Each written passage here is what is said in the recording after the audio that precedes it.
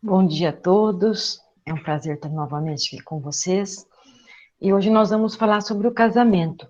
Mas como na nossa última aula o Adriano falou um pouco da aliança, né, do noivado, só para a gente poder ter essa sequência na mente, até no namoro, né, alguns jovens já usam, quando está um namoro mais sério, eles já colocam aquela aliança de compromisso, depois como um símbolo, né, depois o noivado, a aliança de noivado.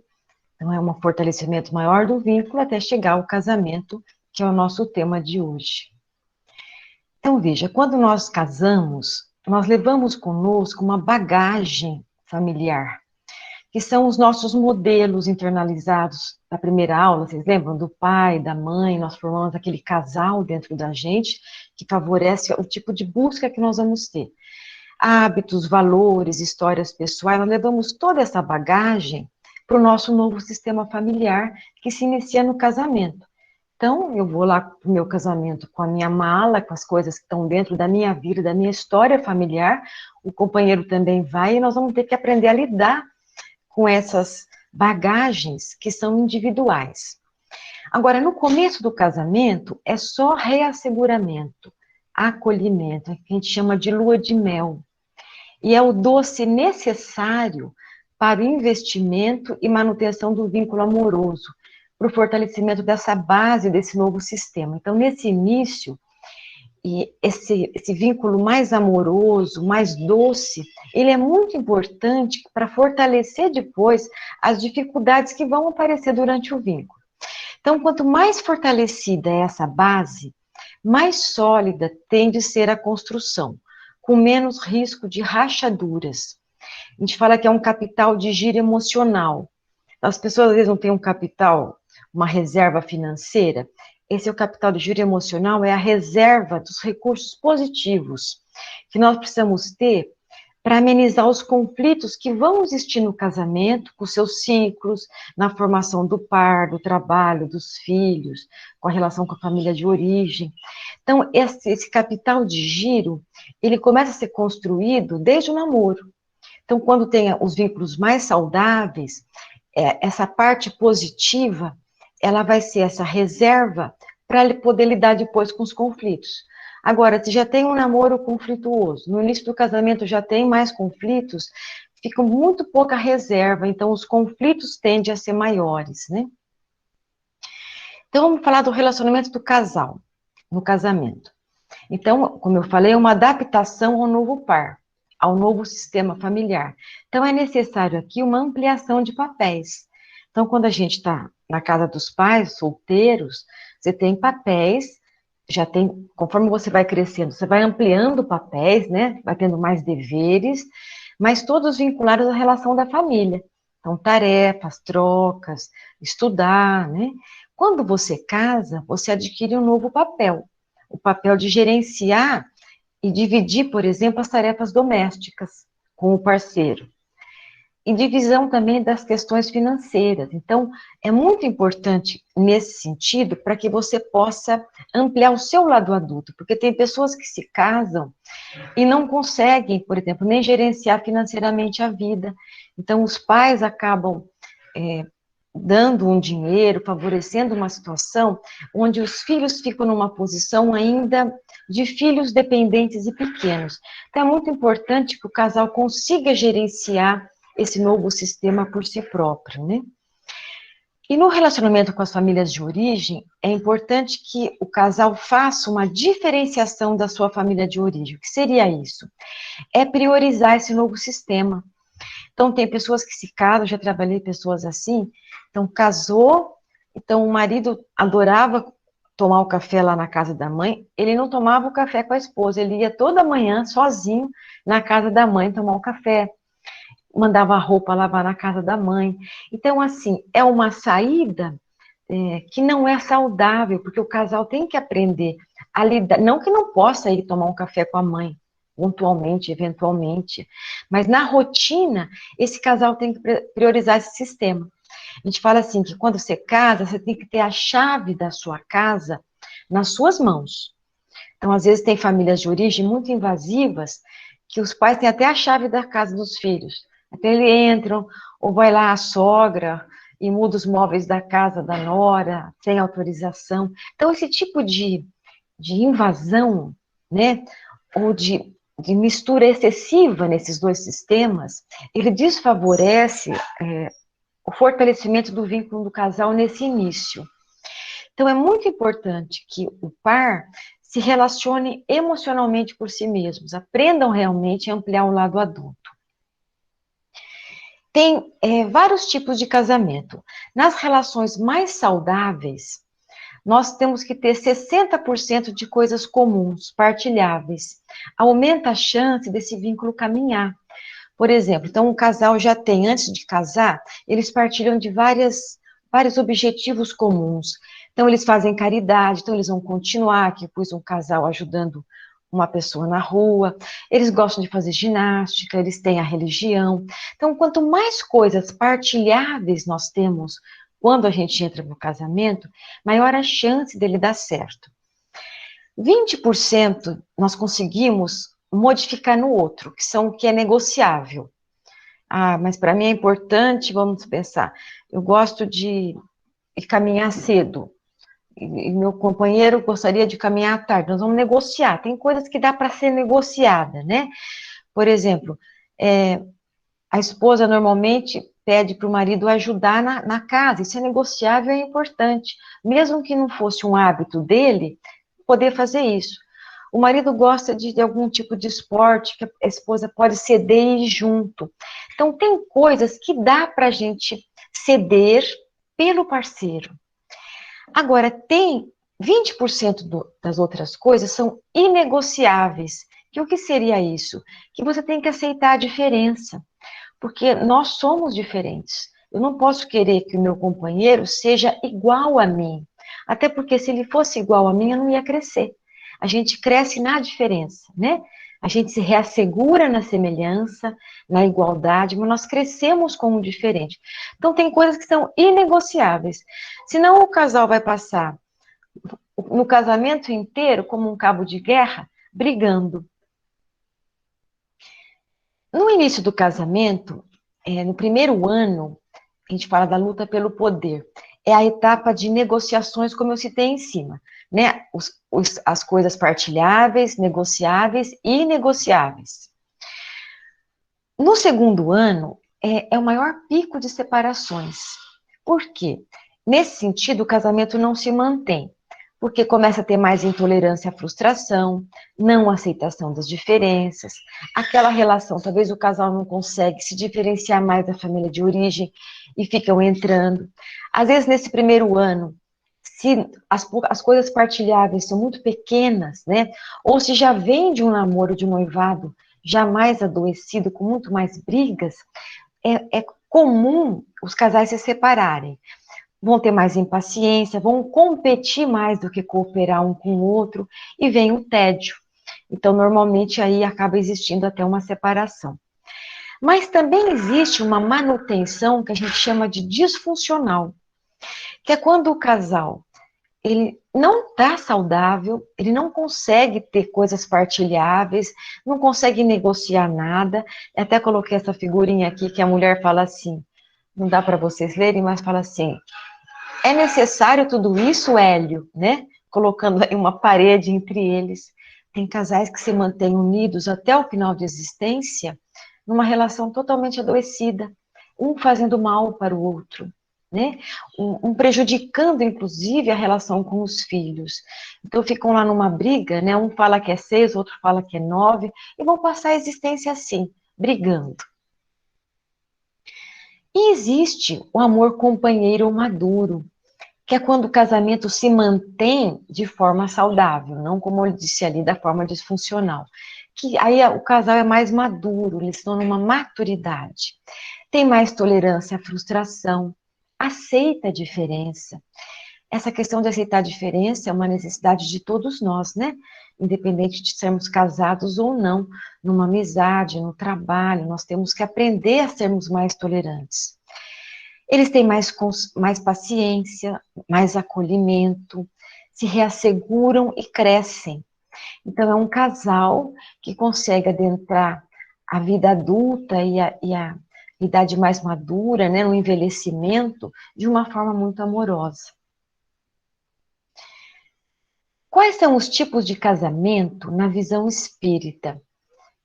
No livro Estudando a Mediunidade, de Martins Peralva, da Federação Espírita Brasileira, ele fala de várias formas, de tipos de casamento. Então, ele fala do primeiro, são os acidentais. Então, são os casamentos que não foram programados no mundo espiritual. É o encontro de almas inferiorizadas por efeito de atração física momentânea, sem qualquer ascendente espiritual. Obedecem à afeição física sem raízes na afetividade sincera. Esses casamentos ocorrem em grande número e, segundo Peralva, podem até dar certo, pois é possível os cônjuges se adaptarem um ao outro, consolidando união no tempo. Vejam, então mesmo que você tenha um casamento programado pelo nosso livre-arbítrio, às vezes por afinidades, você pode se envolver com uma outra pessoa, o acidental é assim, de alguma forma tem um tipo de ligação. E pode ser útil para essa pessoa desenvolver o que ele precisaria desenvolver, né? A tolerância, pode até se consolidar e ser saudável. Existem os casamentos provacionais, que são as uniões entre almas mutuamente comprometidas, que estão juntas para pacificar as consciências ante erros graves perpetrados no passado e, simultaneamente, desenvolver os valores da paciência, da tolerância e da resignação. Esse é o tipo de casamento mais comum no nosso planeta. Geralmente, antes do casamento, eles se entendem bem, como se os espíritos providenciassem para que tudo fosse cor-de-rosa e assim se casam. Depois afloram as lembranças inconscientes do passado que retornam e vêm para se reajustarem. Então, eles não se depuram por sofrer, olha que importante, e sim como lidam com a dor.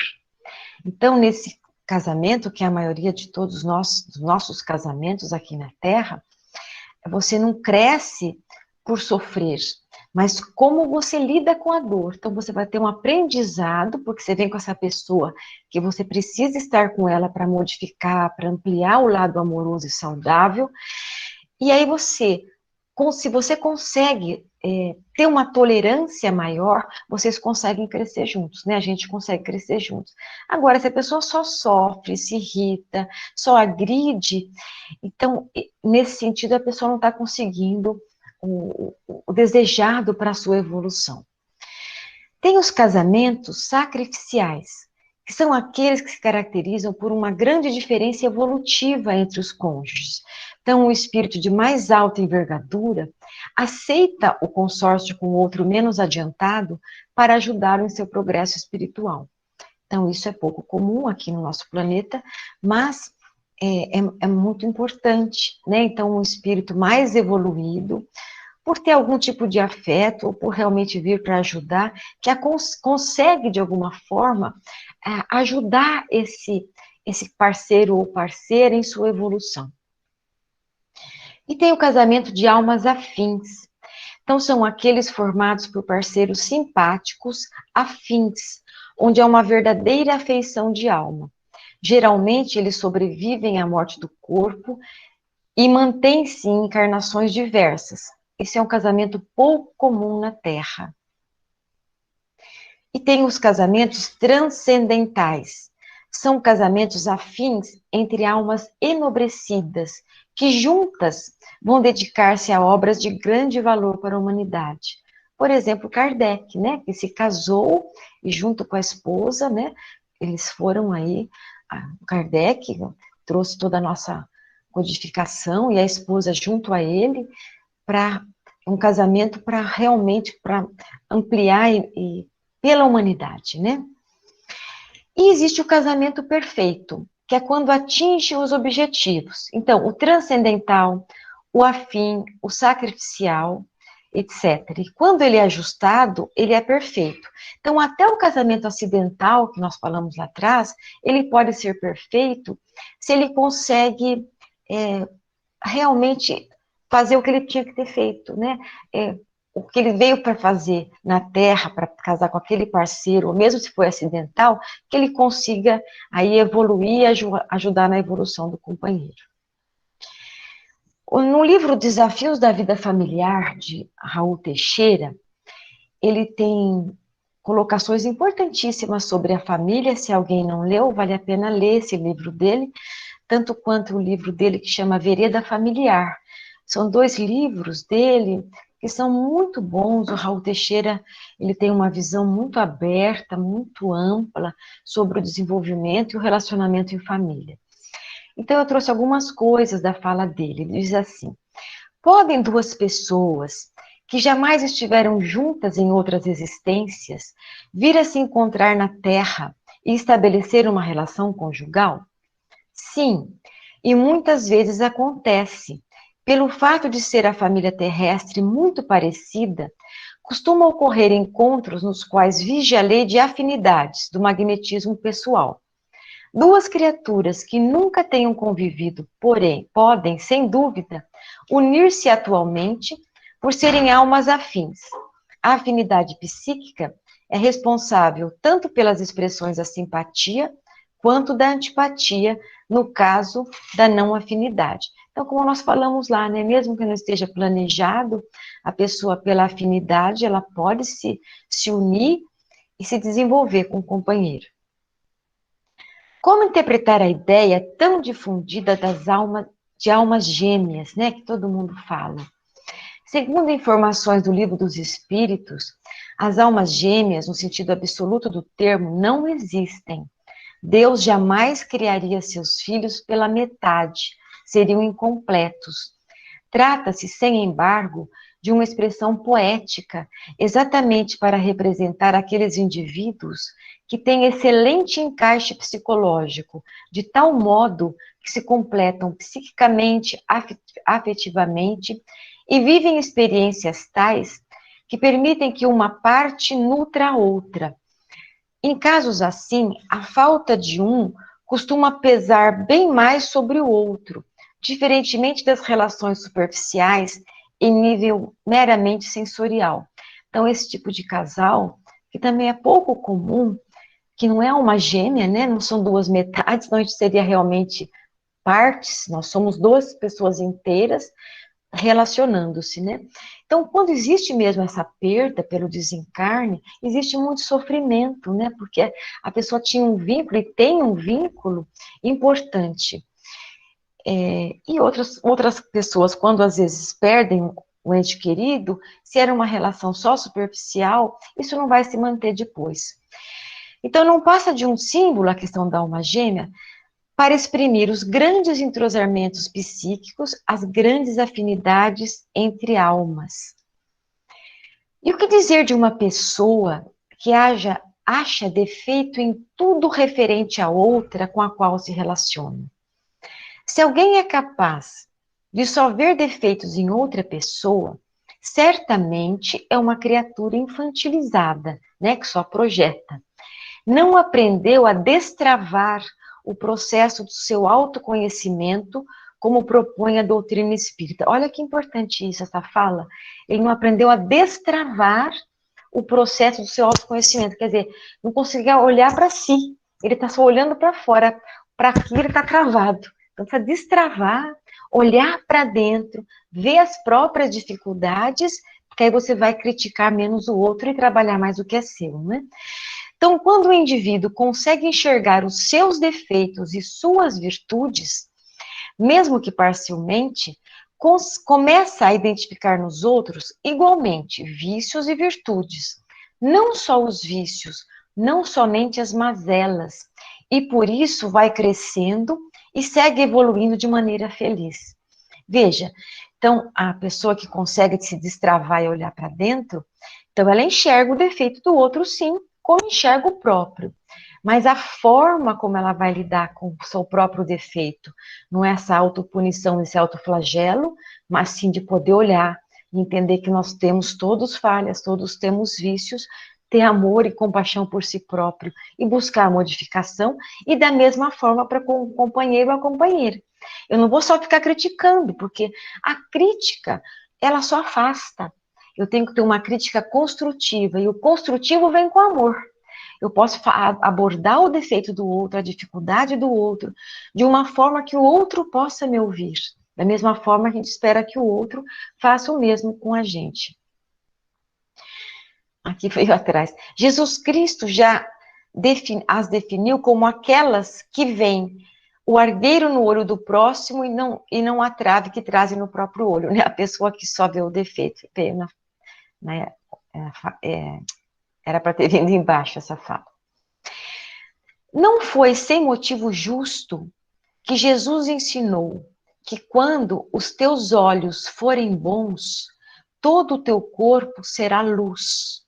Então, quando se modifica o modo de ver as coisas, o mundo e as pessoas, tem-se indicação de que o progresso moral se implanta e se desenvolve na alma, produzindo a luminosidade da compreensão e da fraternidade.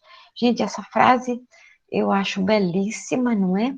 Então, quando os nossos olhos forem bons, todo o nosso corpo será luz, porque o bom olhar, lembra, nós já falamos do bom olhar que forma a criança e o mau olhar que deforma. O mau olhar deforma a relação com os filhos, deforma a relação com o companheiro, com os amigos, não é? Então nós temos que ter um bom olhar, que consiga enxergar assim o defeito para poder realmente adentrar em relação a isso e trabalhar. Mas o bom olhar tem amor e consegue adentrar o outro com luz, né? Porque a gente tem que gerar luz no outro, e o outro também precisa gerar luz na gente, para a gente poder enxergar algumas coisas que a gente não estava enxergando. Então, põe um foco luminoso, que tem a ver com o aspecto amoroso. Então, eu achei linda essa frase, né? Que produz a luminosidade da compreensão e da fraternidade. Eu vou minimizar agora, fechar, para que a gente possa conversar um pouco. Marília, enquanto o pessoal está pensando, a Adriana Simões está perguntando, explica melhor o mal olhar. O mal olhar, Adriana, é quando a pessoa só enxerga o defeito. Então, isso eu utilizo para quando mães têm filhos pequenos, nós vamos falar disso depois, né? A mãe tem que ter um bom olhar, acolher o filho como ele é. Nós temos que ter um bom olhar para acolher o parceiro como ele é. Se eu não tenho esse bom olhar, o mau olhar só vai ver o defeito, só vai criticar. Então, não vai acolher de uma forma necessária para que a pessoa cresça e talvez até se modifique em algumas coisas. Então, o bom olhar, ele é sempre formador. Ele forma relações mais saudáveis, ele ajuda na formação dos filhos, quando você ressalta mais as qualidades do que os defeitos, e mesmo assim, quando for falar dos defeitos, você vai estar falando de uma forma amorosa, que o parceiro ou os filhos possam ouvir. Bom, enquanto o pessoal está preparando a pergunta, os casamentos afins, dificilmente existe o divórcio, certo? Acho que não tem divórcio. Exatamente. Agora, os provacionais, né, e os acidentais, como você falou, existe uma possibilidade aí de haver o divórcio grande. E nós temos hoje em dia na sociedade um grande número de divórcios. A doutrina espírita nos traz uma certa responsabilidade com as uniões. Tanto é que Jesus falou lá que não separeis o que Deus juntou. E tem, às vezes, muitas pessoas que, depois do divórcio, ficam com essa certa crise de consciência em relação a esse dever com a atitude que tomou. Você tem alguma coisa a falar sobre isso? Você sabe, Adriano, no nosso próximo encontro, nós vamos justamente falar nessa visão espírita do casamento, do divórcio, e para completar, eu vou falar sobre as 10 leis do amor, que é bem importante para nós trabalharmos quando o divórcio é necessário. A gente pode antecipar algumas coisas nesse sentido com a sua pergunta. O divórcio é necessário quando eles estão fazendo muito mais mal do que bem um para o outro, que estão prejudicando os filhos, que estão, de alguma forma, adoecendo, não é? Então, se faz necessário. Mas não assim, as pessoas têm qualquer conflito e se separam. Aí talvez é por uma imaturidade, não é? De não ter um tempo necessário para assimilar a diferença, para poder realmente aceitar o outro como ele é. Por isso aquela porcentagem que eu coloquei os 60%, eles ajudam bastante. Mas mesmo quando não tem tantas coisas em comuns, quando existe uma boa vontade, uma ligação amorosa que acabou juntando essas pessoas, pode acabar transformando e melhorando também a relação. Mas sobre essa parte de separação, nós vamos falar muito no nosso próximo encontro, tá bom? A Adriana está perguntando, ó, quando por acidente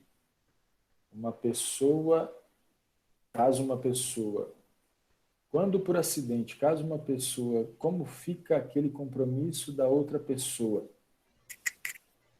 Peraí, eu não consegui entender. Eu acho que eu entendi, que ela diz assim, que se uma pessoa não era para casar ela tinha que casar com alguém, e casa com uma outra pessoa, como que fica aquela que ela ia se casar? Que ela veio Essa outra pessoa, o próprio Raul Teixeira fala sobre isso.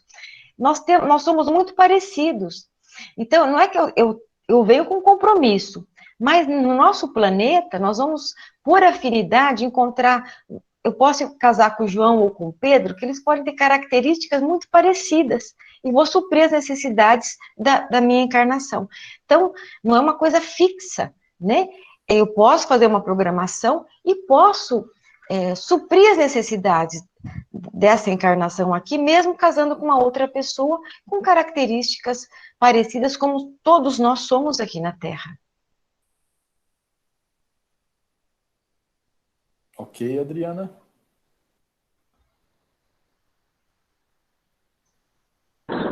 Marília. Oi, Cleomara, bom dia.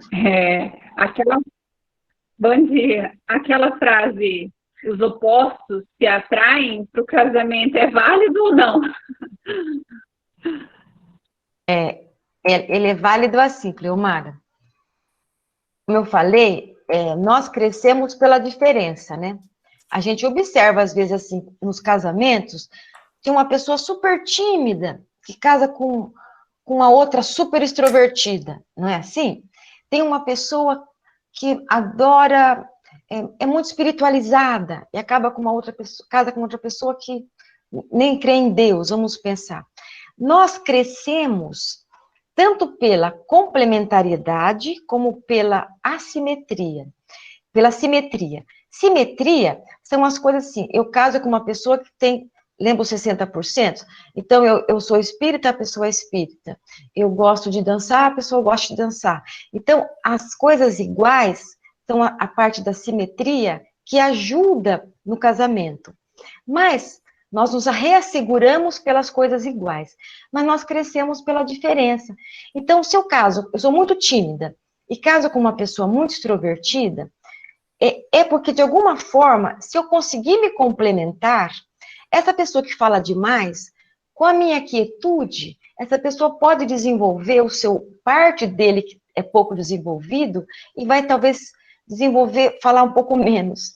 E se eu sou muito quietinha, e casei com essa pessoa porque é alguma coisa que eu não tinha, não conseguia ter dentro de mim, se eu conseguir me complementar de uma forma saudável, eu vou começar a me soltar. Deu para entender?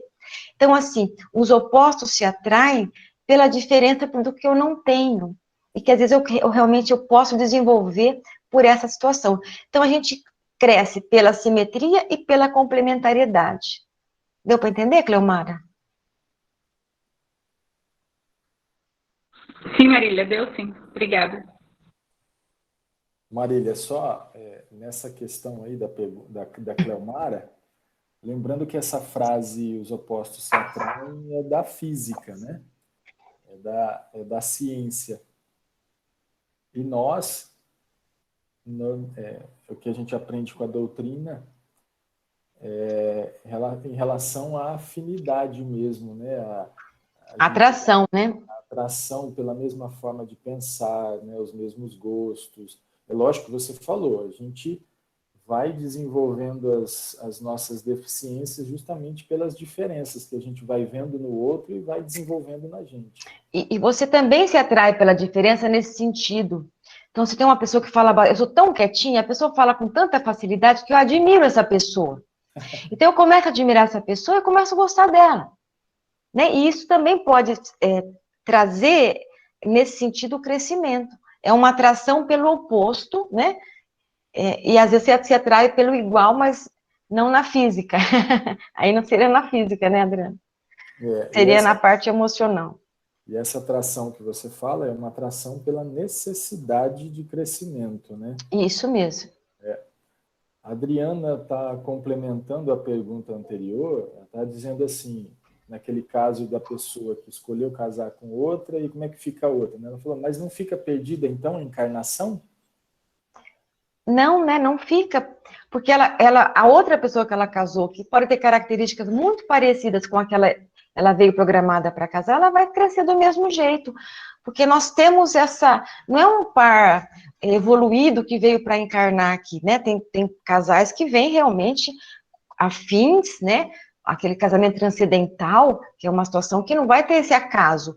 Mas nós, nesse planeta de provas e expiações, onde nós somos todos muito parecidos, nós temos todos muitas afinidades no destrutivo e no construtivo, ele pode aproveitar esse casamento, mesmo que não estivesse planejado, e se desenvolver. Alguém quer complementar? Você quer complementar, Adriano? Bom, a Adriana aqui agradeceu sua explicação.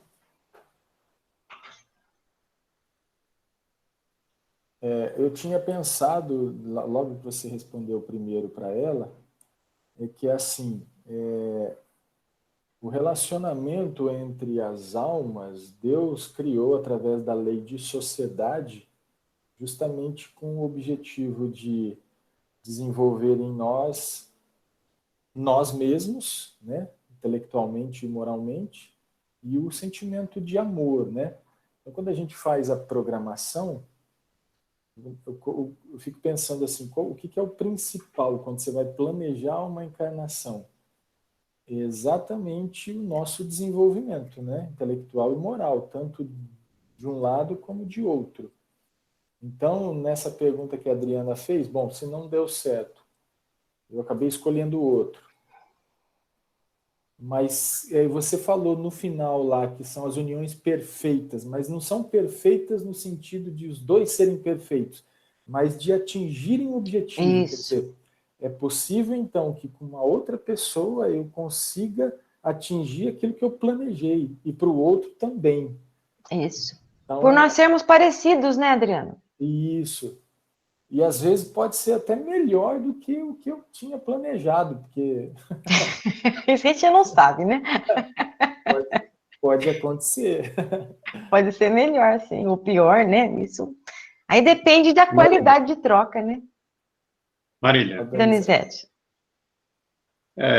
Antigamente, pela lei, o marido era o chefe da família e a decisão final era dele. Hoje mudou isso aí. Há uma igualdade de decisão e, no caso de dúvida, de não haver um acordo, tem que ir para a justiça. Qual que seria o melhor entendimento no casal para solucionar isso quando há uma divergência intransponível? Você falou que antes o homem, ele que resolvia tudo, é isso? Legalmente, ele era o chefe da família e a decisão final era dele. Isso mudou, né? Então, isso lá no patriarcado, né? O homem realmente, ele tinha toda a decisão, inclusive, lá no início, o homem tinha direito no casamento até de matar a esposa e os filhos, né? Mas mesmo no Brasil, o homem era o chefe da família. Sim. Mas isso mudou recentemente, né? E a igualdade de direitos de decisão dos dois, marido e mulher. Só que nem sempre é possível chegar num acordo. E aí, como é que é? Isso mudou legalmente, né? As leis hoje, elas são igual, a lei é igual para o homem e para a mulher, mas ainda existe um pensamento muito machista, né? Onde os conflitos nesse sentido, eles acabam sendo maiores. Então, o homem, ele entra muitos homens ainda entram muito pouco na relação lembra lá das tarefas, dos 20% que tem que negociar, os homens teriam que entrar um pouco mais nas atividades da própria casa, da mesma maneira que a mulher saiu para trabalhar. Hoje existem mulheres que são provedoras da casa, onde os homens acabam não sendo, trazendo o sustento maior da casa, e mesmo assim, muitas mulheres ainda têm uma sobrecarga no trabalho doméstico. Então, esse é um conflito que, devagarzinho, eu penso que isso vai se transformando, né? A gente já educa hoje os filhos, já desde a minha geração, pelo menos. Eu fui criada pela minha mãe a fazer as coisas de casa, né? O modelo do pai era, minha mãe ficava em casa e meu pai trabalhava fora. Então, esse era um modelo comum. Já no meu modelo, com os meus filhos, já os eduquei de uma igual forma. A cozinha não é da mulher, a cozinha intercala. Um dia o filho, um dia a filha, um dia eu, um dia o companheiro, percebe? Então, agora, essa questão, Donizete, ela é muito importante mesmo, porque ainda existem muitas divergências por essa dificuldade nesse sentido, eu penso, do homem assimilar esses novos modelos. Mais difícil para o homem. E a mulher, de alguma forma, acaba reforçando por muitas coisas já internalizadas pelos modelos de família, né? Seria isso, Donizete? Sim, a preocupação é que vai chegar no momento, por exemplo, um casal que o marido é católico e a mulher é espírita. Como é que vai educar o filho? A mulher vai, não, eu quero que vá para o centro. Outra, não, eu quero que vá para a igreja. Como é que fica para resolver essas decisões assim, que o ego, né, às vezes, ou até a dificuldade de solução do problema? Então, aí vai ter que ter o bom senso, né? Por exemplo, eu tive muita sorte nisso. Então, meus filhos, eu eduquei já desde sempre pelo espiritismo. Embora o meu marido era de família católica, depois ele se tornou espírita. Mas tem casais que, de verdade, fica muito confuso para os filhos. Às vezes, por exemplo, o marido é católico e quer que o filho faça a primeira comunhão, e a esposa é espírita, mas ele insiste, então o filho vai fazer a primeira comunhão, aí depois a mãe quer levar no centro. Eu acho que tem que ter aí um bom senso do casal, e talvez apresentar, no primeiro momento, um caminho. E a mãe pode, vamos supor que o pai não abria mão, ninguém abria mão. Se ninguém abrisse mão, os filhos já ficam perdidos no meio dessa briga. Então, vamos supor que a mulher ceda, e o marido leva o filho para fazer lá toda a parte da igreja, né? Todo aquele processo de catequese. E a esposa, na própria forma de ser, na própria forma de conduzir, trazendo as questões da caridade, trazendo realmente questões do espiritismo, isso devagarzinho vai se adentrando, até a criança ter uma idade, quando chegar próximo da segunda infância para a adolescência, que a própria criança e o jovem já vai podendo fazer suas escolhas. E tem pais que forçam a criança a ir para a catequese, ou força a ir no centro. Eu acho que tudo, quando é apresentado de uma forma amorosa, e que você leva a criança uma coisa boa, ela gosta, não é? Então, vai depender aí de não ficar num cabo de guerra, igual eu mostrei aquele exemplo, um puxando de cada lado, porque nesse sentido, quem vai sofrer são os filhos, né, Donizete? E se isso existe em relação aos filhos, eu vou dizer que talvez esse casamento já vinha com dificuldades, porque, vamos pensar assim, um casal que tem um maior acolhimento um do outro, até é mais fácil de ceder. Eu cedo aqui, o outro cede ali. Então, já é um casamento que está sempre, talvez, competindo, né? Muito mais competindo do que cooperando, né? Outro dia eu vi um casal, não discutindo, mas em conflito com relação à escola que ia colocar o filho. O pai querendo uma escola, a mãe querendo outra escola. Né? Às vezes, cada um acha que está certo, né? A escola vai ser melhor, não, a outra é melhor. É uma situação bastante difícil, porque se você abrir mão sempre, como é que fica? Então, na verdade, como eu falei para você, se chegou aí um casal tá brigando pela escola, é aquele casal que deve brigar pela viagem, né? Aí eu quero ir para a praia, não, eu quero ir para o sul. Então, assim, já é um casal que talvez não consiga fazer essa complementação saudável, né? Que é um ceder, às vezes, pelo outro. Ora eu cedo, ora outro cede. Agora, se tem um que vai sempre ceder, essa pessoa vai ficar subjugada. Ele não é um modelo saudável para os filhos. Então, às vezes, quando começa a ter uma situação ou complementar que faz adoecer, ou essa briga constante, são aqueles casamentos que possivelmente eles não vão durar muito. E se perduram, perduram de uma forma adoecida, né? Esse assunto, ele é extremamente importante, principalmente para nós, que temos uma base religiosa e uma base religiosa muito racional, né? Muito clara, muito lógica e baseada no Evangelho do Cristo. E nós participamos de uma reunião que trata exatamente da família, quer dizer, então nos mostra já um terreno mais preparado, entre aspas, para a gente poder conversar sobre isso, né?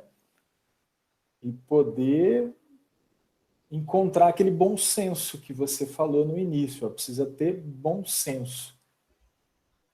E aí vai entrar o nosso esforço individual do autoconhecimento, autodescobrimento e tentar encontrar o caminho do meio sempre. Quer dizer, eu estou colocando isso porque a gente está num grupo que tem informações importantes e relevantes e que podem ser fundamentais na hora de a gente fazer a escolha. Então, esse é um assunto que a gente vai discutir ele praticamente sempre aqui no domingo, principalmente com você, Marília, na questão psicológica também. Mas vai exigir esforço de todos nós, nesse sentido. É muito complexo, né, Adriano? Nós somos diferentes, e insisto, a gente cresce pela diferença, mas nós precisamos, veja os mandamentos, né? Amar a Deus sobre todas as coisas e ao próximo como a si mesmo. A gente tem que se amar. Se eu cedo o tempo inteiro, eu não estou dando ao outro, ao meu companheiro, ou se você é a sua companheira, eu não estou mostrando para o outro que eu tenho um valor e que eu mereço ocupar um espaço no mundo, um espaço na relação, um espaço de autoridade em relação aos filhos. Então, se eu só fico cedendo, aquele outro, a gente fala assim, que é uma complementação patológica, porque assim, eu vou ficando mais submissa e o outro totalitário, o outro mandando em tudo. Isso é uma complementação que ficou adoecida.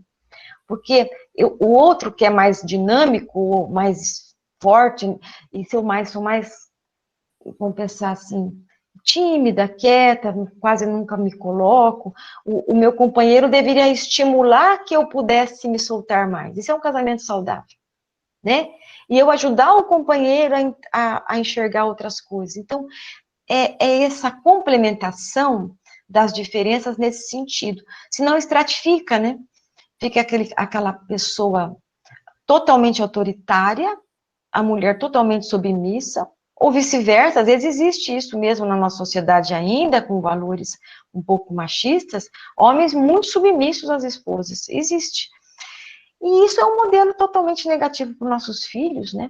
E vai ficar aquela relação que se mantém, vamos pensar, não vai estar cumprindo os objetivos da existência, né? Passar uma existência nesse tipo de conflito, de briga, e pior, prejudicando o desenvolvimento desses filhos, que também vieram no nosso lar para você ajudar o desenvolvimento espiritual deles. Então, aí, depois nós vamos falar sobre isso, às vezes a saída e a separação. Aqui em casa a gente conversa bastante sobre isso, no sentido de exatamente aquilo que eu estava falando. Nós estamos num grupo onde temos uma grande quantidade de informações que pode nos ajudar. Então, racionalmente, intelectualmente, a gente já conhece algumas coisas que podem nos ajudar, informações que podem. A grande dificuldade é exatamente o que está na minha camiseta aqui, que é educar sentimento. Porque a hora que você está com o sentimento alterado, que você vai tomar decisões e às vezes você mete os pés pelas mãos. Então, é a hora que a gente tem que usar a razão para nos ajudar.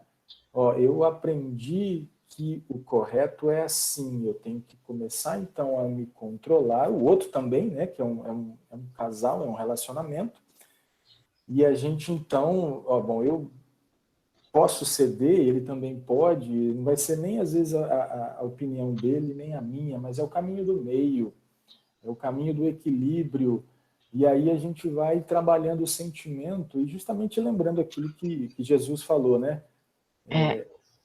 Se eu não quero que faça para mim, me colocar no lugar dele, eu não vou fazer para ele também. Então, a grande questão é sentimento, é lidar com o sentimento quando ele está alterado, quando ele desequilibrou, e eu usar o racional para me ajudar, nesse caso. É a temperança, né? Isso. É você buscar mesmo esse caminho do meio. Mas o nosso próprio caminhar, a gente fala que quando eu levanto um pé para caminhar, eu tenho um pequeno desequilíbrio, mas já dou outro passo. Essa é a nossa vida. E isso é o equilíbrio, né? Você não se desequilibra. Às vezes a gente exagera, né? Então você se desequilibra. Então nós todos temos momentos de dificuldade. A questão é você não deixar o seu aspecto mais negativo crescer demais. A gente tem que tentar conhecer os nossos defeitos mesmo, e, em vez de ficar só olhando do outro, e tentar, é a nossa busca, né, Adriano? Buscar ampliar aí as coisas boas, as nossas virtudes. Exato. A Adriana fez uma pergunta aqui: o que dizer daquele casal que sempre se amou e que desencarna junto ou muito próximo um ao outro? Isso mostra que eles são almas afins? Pode ser, né? Eles podem ser almas afins, eles podem ser almas que vieram para, vamos pensar assim, se eles vieram para uma situação de provacional, mas eles conseguiram desenvolver cada um as suas virtudes e conseguiram um casamento perfeito, eles podem não ter. Tem casais que são almas afins, que eles vivem aqui juntos e eles vão continuar laços na espiritualidade, né? Não tem aqueles, não é alma gêmea. Alcione, não tem aqueles casais que ficam várias existências tendo, vamos pensar assim, os mesmos parceiros. Não é alma gêmea, é por afinidade. Agora, eu posso ter, num casamento provacional, uma afinidade, desenvolver situações e talvez não manter laços após o meu desencarne. Isso vai depender, não é? O que vocês acham? O que você acha, Donizete?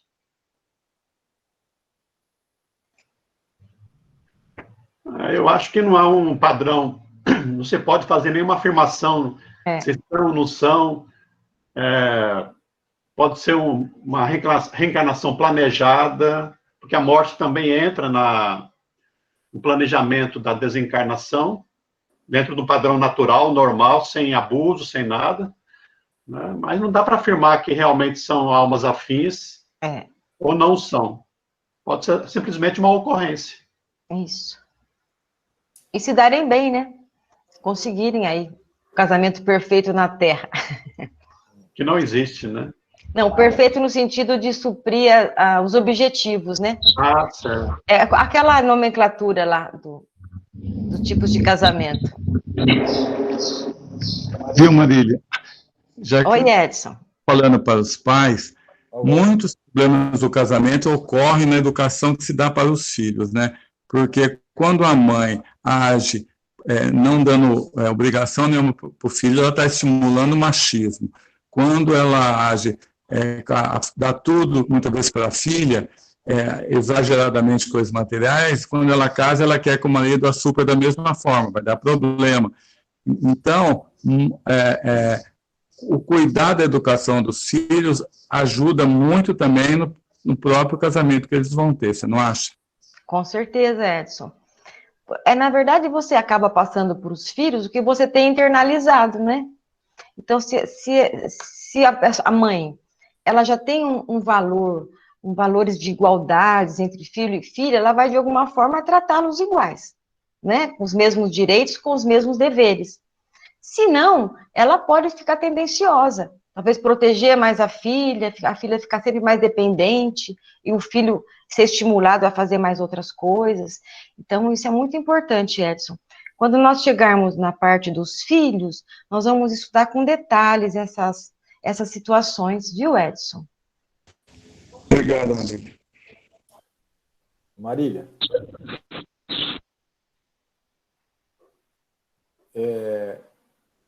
Sobre o casamento religioso, ele tem no Espiritismo, existe o casamento religioso no Espiritismo, e o casamento no civil, qual a importância dele? E hoje nós vemos muitos casais aí que não se casam mais, né, no civil, de acordo com as leis, vivem juntos, né, e às vezes vivem até melhor do que muitas pessoas que se casam. Então, existe casamento no religioso, no Espiritismo, e qual a importância do casamento no civil? Então, para o Espiritismo, nós vamos falar isso na próxima aula também, mas só... eu estou antecipando. Não, mas tudo bem. Mas o casamento civil foram os homens que desenvolveram. Para o Espiritismo, o casamento é o casamento de almas, né? Planejado vamos pensar assim, na espiritualidade. Então, não importa o civil, tem casais que passam a vida inteira e não se casam legalmente, mas eles estão espiritualmente muito ligados. Tem casais que se casam legalmente, nas regras vamos pensar assim, legalmente, e na verdade não tem nenhum casamento emocional e espiritual. Então, não importa. Eu acho que são situações que as pessoas acabam fazendo, né? São costumes, a gente acaba repetindo, mas não é algo importante. E vamos pensar assim, o religioso no Espiritismo não tem, mas é comum nos casamentos, pelo menos no meu casamento, minha irmã falou umas palavras, no casamento dos meus filhos, da minha filha, quem falou foi a Cristiane, lá do NEAP. Então, o falar uma palavra, trazer uma mensagem da espiritualidade, eu acho bem interessante na união de um casal. Mas não que o Espiritismo não tem essa questão do casamento formal, né, religioso. Ok, então a gente deixa esse tema para a semana que vem, Isso. você vai desenvolver mais profundamente. Nós vamos falar sobre as 10 leis de amor, que vai ser muito interessante, viu? Então, não faltem. 10 leis de amor? 10 leis de amor. Então, tá bom. Semana que vem não, né? É primeiro domingo domingo de novembro. Então, tá bom. São 10h59. Marília, você quer fazer alguma conclusão? Não, tá tudo bem. Tudo bem? Então, bom dia para todos, viu? Foi um prazer estar com vocês mais uma vez.